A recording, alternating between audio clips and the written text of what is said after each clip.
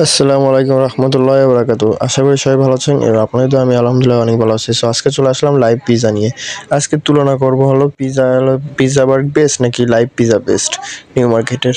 So সেটারই making দেখাবো এবং সেইটারই রিভিউ দেবো আজকে ভিডিওতে। সো ফার্স্ট অফ অল আপনাদের মেকিংটা দেখিয়ে দিই।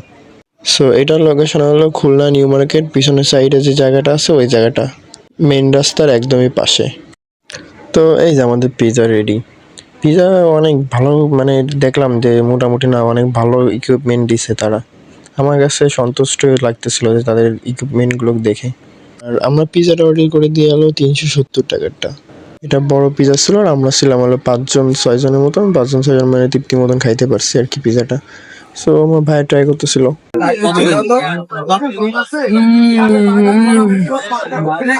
প্রচুর গরম, প্রচুর গরম, সেই মজা।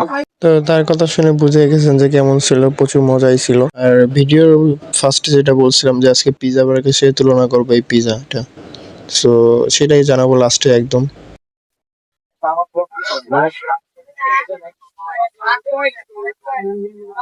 ওরে বাবারে গরম।